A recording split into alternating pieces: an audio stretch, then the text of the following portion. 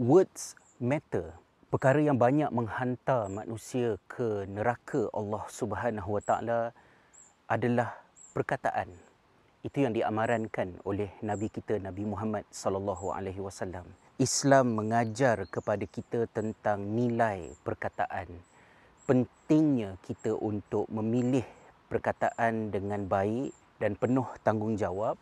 Kita boleh tengok contoh di dalam Al-Quran bagaimana Allah bila mana perkataan ra'ina disalahguna oleh musuh-musuh pada ketika itu, lalu Allah memerintahkan supaya perkataan itu ditinggalkan dan digantikan dengan perkataan unzurna agar tidak terbabit di dalam kekeliruan dan konotasi beracun yang wujud di dalam salah guna perkataan tersebut. Begitu juga di dalam Al-Quran, Allah ingatkan kepada kita bahawa sebahagian daripada tuntutan takwa adalah apabila kita bercakap, hendaklah kita bercakap dengan perkataan yang sadida. Sadida merujuk kepada sad ataupun empangan yang sifatnya adalah membendung sesuatu yang tidak perlu daripada dilepaskan dan menghimpun apa yang perlu dihimpunkan daripada berlaku kekurangan. Maknanya precise, tepat. Bila saya ingatkan tentang pentingnya perkataan, betapa susah hatinya kita melihat masyarakat, termasuklah di kalangan umat Islam sendiri, semakin tidak cermat dalam memilih perkataan, menulis dengan sesuka hati, bercakap dengan sesuka hati, seperti terlupa kepada perintah Allah dalam hal yang saya sebutkan tadi dan peringatan Nabi SAW bahawa kemaluan dan mulut banyak menghantar manusia ke neraka Allah Subhanahu Wa Taala. Words matter, bukan hanya dalam interaksi di media sosial tetapi dalam kehidupan real kita, kehidupan offline kita, di dalam keluarga kita dengan anak-anak, suami isteri. Kita tidak boleh sesuka hati nak cakap apa cakaplah, oleh kerana kita sedang emotional, kita sedang sedih, kita sedang irritated, kita sedang lupa untuk mengawal diri kita, maka kita cakap je apa kita nak cakap, kemudian kita minta maaf. It doesn't work like that. Perkataan berbahaya. Walaupun penderaan akan sampai ke tahap perundangan itu dia menjadi sangat serius bila mana ia berbentuk fizikal, tetapi betapa banyak kemusnahan yang terjadi bila mana kerosakan, penganiayaan, penderaan, tekanan datang dalam bentuk perkataan. Yang mungkin kita rasa macam benda tu suka hatilah, apa nak cakap, cakap je kan. Sebab saya amat terkesan bila Amber Heard menyatakan bahawa kelakuan buruk yang beliau lakukan terhadap suaminya itu terjadi kerana itu adalah dirinya sebagai seorang manusia, dan beliau menyalahkan Johnny Depp apabila melawan, tidak bersetuju dengan apa yang dia lakukan kerana suaminya itu menghalang dia daripada exercise hakikat dirinya sebagai seorang manusia ataupun sebagai seorang perempuan, dan itu satu perkataan yang sangat berbahaya dan mengelirukan. Kita juga boleh tengok bagaimana Rasulullah sallallahu alaihi wasallam memberikan peringatan spesifik kepada wanita berkenaan dengan musibah perkataan. Orang lelaki juga mempunyai risiko yang sama untuk dimurkai Allah, dihumban ke neraka Jahannam wal'iyazabillah. Tetapi ada satu peringatan khusus yang Rasulullah ungkapkan kebimbangan baginda terhadap realiti yang banyak berlaku kepada orang perempuan. Rasulullah menyatakan bahawa aku telah diperlihatkan dengan neraka Jahannam dan kulihat ramai di dalamnya kaum wanita. Apabila baginda sebut begitu, baginda telah ditanya, ayakfurna billah, adakah mereka itu berada di neraka kerana mereka itu kufur kepada Allah? Rasulullah sallallahu alaihi wasallam menyatakan bahawa mereka itu berada di neraka bukan kerana mereka kufur kepada Allah, tetapi kerana mereka kufur kepada nikmat berkeluarga, kufrul ashir. Mungkin kerana konsep itu sendiri tidak begitu jelas di pemahaman para sahabat, Rasulullah SAW menerangkannya dalam bentuk contoh rather than statement. Ya, Rasulullah SAW mengatakan bahawa yang dimaksudkan dengan kufur nikmat berkeluarga, bersuami itu ialah apabila seorang wanita itu bila mana suaminya melakukan pelbagai kebaikan tiba-tiba ada satu benda tak betul, satu benda salah, kurang yang dilakukan oleh suami, lalu isterinya berkata, ma ra'aitu minka khairan qat. Engkau ni, aku tak nampak satu benda baik pun pada kamu. Kata-kata itu matter. Kata-kata itu menyebabkan wanita menjadi ahli neraka, dan betapa mudahnya kata-kata itu untuk keluar, terutamanya ketika sedang marah, ketika sedang sedih, ataupun ketika sedang low mood semasa PMS contohnya. Jadi ini adalah merupakan satu peringatan yang amat membimbangkan yang diungkapkan oleh Nabi SAW. Lantas bagi orang lelaki pula, kita selalulah kena ingatkan diri kita agar walaupun word matters dan dia mungkin melukakan hati kita bila isteri kita bercakap benda-benda yang tidak baik, kita perlu terus-menerus mengingatkan dan menjadi pemaaf. Selain daripada itu, pelajaran yang juga saya belajar daripada kes Amber Heard versus Johnny Depp ini adalah potensi untuk seseorang menjadi pendera. Amber Heard menyebut, cuba cakap di mahkamah, kamu tu sebagai seorang lelaki adalah mangsa domestic abuse. Siapa nak percaya? Jadi beliau secara sedar manipulatif terhadap realiti berkenaan dan menganggap bahawa walaupun dia melakukan pelbagai kejahatan terhadap suaminya, tetapi takkan ada siapa yang percaya kerana mungkin ketika kejadian itu berlaku, Me Too movement sedang hangat terjadi. Saya teringat kepada dokumentari The Red Pill pada tahun 2017.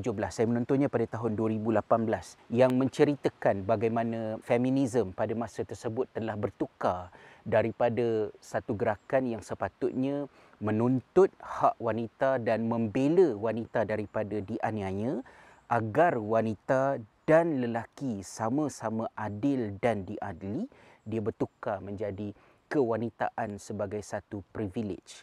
Berbalik kepada apa yang Amber Heard sebutkan tadi, basically sama ada seorang itu berpendidikan tinggi atau berpendidikan rendah, orang kaya, orang miskin, orang muda, orang tua, beragama atau tidak beragama, Muslim ataupun non-Muslim, termasuklah juga sama ada lelaki ataupun perempuan, suami ataupun isteri. Setiap individu ada potensi dan risiko untuk menjadi pendera. Any type of generalization, stereotyping yang menggambarkan pendera mesti jenis orang yang macam ni, itu amat berbahaya. Jadi kita mesti mengenal simptom-simptom, tanda-tanda penderaan itu berlaku melangkaui entiti pelaku dan mangsa. Rasulullah SAW juga ada mengingatkan kepada kita tentang malu, bahawa semua Nabi memberikan peringatan tentang perkara yang sama. Jika sudah tidak ada rasa malu, buatlah nak buat apa pun, ikut suka hati kamu. Kerana malu harus berfungsi untuk menjadikan kita, kalaupun kita buat dosa, kita tidak melakukannya secara terbuka. Kerana kita tahu ialah satu benda yang tidak elok. Satu perkara yang begitu berat untuk kita saksikan ialah bagaimana penipuan berbohong yang contradict each other dalam tempoh 1 minit. Tadi cakap ini, kemudian dah cakap yang lain pula, dilakukan secara terang-terangan, apatah lagi under oath di dalam mahkamah. Satu benda yang tidak tergambar di fikiran saya. Sebab itu saya rasa kalaulah ada 1000 akhlak baik yang kita nak didik diri kita, dan khususnya sebagai ibu bapa kepada anak-anak kita, didiklah dengan sifat malu, supaya malu itu menjadi self-navigator untuk seseorang itu. Kalaupun terjerumus buat benda yang salah, dia tidak berbangga dengan kejahatannya. Dia melakukannya dalam keadaan low-key dan mudah-mudahan juga bertaubat kepada Allah, membetulkan kesalahannya, jauh daripada berbangga-bangga dengan dosa, maksiat, pilihan keji buruk yang dilakukannya. Saya juga mengambil peluang untuk berbual benda ni dengan anak-anak, sebab kita tahu anak-anak kita menontonnya secara sengaja ataupun tidak sengaja melalui TikTok ataupun YouTube, dan kita tak naklah anak-anak ni menonton benda tu sebagai bahan hiburan, meme, lepas tu gelak-gelak tengok lawyer Amber Heard ke ataupun lawyer Johnny Depp ke bercakap yang bukan-bukan, and that's it. Tapi kita boleh memainkan peranan untuk memasukkan elemen pendidikan di dalam benda ni tadi. So antara poin utama yang saya berbual dengan anak-anak adalah tentang isu tadilah, ya, words matter. Benda ni dah saya cakap dengan anak-anak daripada masa kami dekat Finland lagi. Bila mana kami berbincang tentang kewajaran atau tidak wajarnya F word menjadi benda biasa yang diungkapkan dalam perkataan. Jadi anak-anak berhujah pada ketika itu bahawa well, it's not perkataan yang keji, it's just macam word filler. Jadi saya terangkan kepada anak-anak, kamu tahu tak sebenarnya F word tu apa makna dia dan apa implikasi dia? Dan walaupun berjuta orang, berbilion orang menormalisasikan penggunaannya di tempat-tempat yang tak perlu pun guna istilah tu, it doesn't change the fact that perkataan itu ada makna. Otherwise, kenapa dalam YouTube, di televisyen, perkataan itu perlu di-mute? Kenapa orang tua cakap tak apa, kanak-kanak cakap tak boleh? Worldview orang barat fikir, oh kalau dewasa lain cerita, kalau budak-budak lain cerita. Tapi bagi kita orang Islam, dewasa ataupun kanak-kanak, kita ada garis panduan kita sendiri. So it's not just a simple words. Dan kita bincangkan tentang benda tu. Pada masa yang sama juga saya tarik perhatian anak-anak untuk menilai tentang kecekapan peguam-peguam di kedua belah pihak untuk meneliti bila mana seseorang bercakap di kandang saksi ataupun di kandang pertuduhan, mereka dapat mengesan sama ada benda itu hearsay ataupun benda yang berasas, tidak berasas ataupun tidak responsif terhadap soalan yang ditanya, maknanya tanya lain, jawab lain. Ini mungkin isu yang sangat berat lah dalam fikiran anak-anak. Sekarang ni bila kita jogging kat luar rumah, kita selalu macam terbatuk. Lepas tu anak kata, oh sekarang ni sebab cuaca sejuk, sebab tu kita senang batuk-batuk. Jadi saya persoalkan balik anak-anak saya. Bila kamu cakap macam tu, kamu perasan tak ayat kamu itu very definite bahawa punca batuk-batuk itu ialah kerana cuaca sejuk? Adakah itu satu fakta ataupun apa asas kamu cakap benda tu? Ada kajian ke berkenaan dengannya? Bagaimana kalau seseorang itu batuk-batuk kerana pollen, sensitif kepada debunga? Jangan sesuka hati untuk bercakap melainkan you actually know. Sebab setiap perkataan akan dipertanggungjawabkan di hadapan Allah SWT. In order to differentiate between hearsay or not, peguam itu perlu cekap memahami makna dan hala tuju perkataan. This is not something easy, tapi you kena train your brain in order to be able to use words properly. And it matters not only for exam, but actually for your life. Saya kongsikan dengan anak-anak kisah bagaimana ketika saya di tingkatan 6 sekejap, STA 1, sebelum fly pergi Jordan dulu, saya belajar subjek mantik. Dan di dalam subjek mantik tu, antara topik awal yang kami sempat belajar ialah tentang at-ta'rif. Bagaimana mendefinisikan sesuatu. Bahawa definisi sesuatu, ta'rif sesuatu, dia mesti ada karakter jami' dan manik. Jami' maksudnya, dia mesti menghimpunkan semua elemen yang perlu ada di dalam takrifan tersebut. Mani' pula dia bermaksud mesti menghalang daripada benda yang tidak berkenaan daripada termasuk di dalam takrif tersebut. Benda yang sama juga saya pernah belajar dalam subjek English 2, English 102 masa belajar kat Jordan dulu. Saya bagi contoh pada anak-anak, misalnya pencil, how you define pencil. Jadi anak-anak pun fikirlah macam, oh pencil ni adalah alat tulis. Okey, good. Dia adalah satu alat tulis. Bolehkah melukis? Ada perbincangan kat situ kan. Dia adalah merupakan satu alat tulis yang diperbuat daripada kayu. Betul ke? Bagaimana pula dengan pensil mechanical? Kita nak masuk kan. Apa yang menjadikan pensel? Adakah kerana batangnya kayu ataupun kerana warnanya? Penulisan itu adalah dihasilkan oleh bahan tulisnya, iaitu karbon. Jadi perlukah karbon dimasukkan sebagai elemen yang perlu ada dalam takrif? So it's not easy. Jadi bila you buka kamus, you kena appreciate bahawa setiap perkataan itu very precise. It's not easy to define something. So bila mana setiap perkataan itu ada the whole world effort to put one word accurate untuk memaksudkan satu benda tu, then use it appropriately. Kadang-kadang mereka tak perasan, mereka guna istilah-istilah berat yang implikasinya besar. Contohnya, bila rasa macam sedih sikit, oh, depressed, kemurungan. Depression is a huge word. Kalau misalnya parent suruh kemas meja sikit, ayah ni OCD lah. OCD is a disorder. I'm having my PTSD. PTSD is a huge word. Ada the whole science behind it.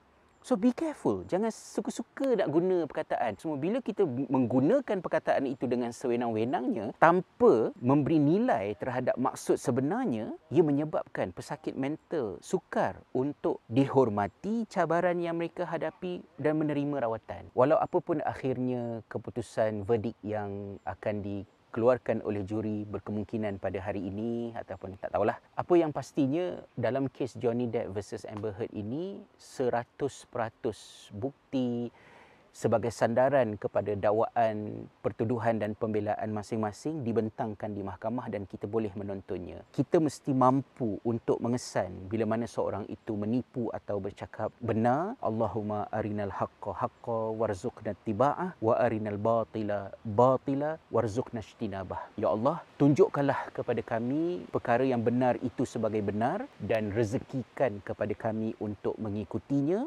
dan tunjukkanlah kepada kami kebatilan itu sebagai kebatilan dan rezekikanlah kepada kami untuk menjauhkan diri daripadanya. Cuma apa yang menjadi kebimbangan saya ialah mengenang kembali filem Don't Look Up, kerana filem itu memberitahu kepada kita bahawa kita sedang hidup di zaman yang menang adalah kebodohan.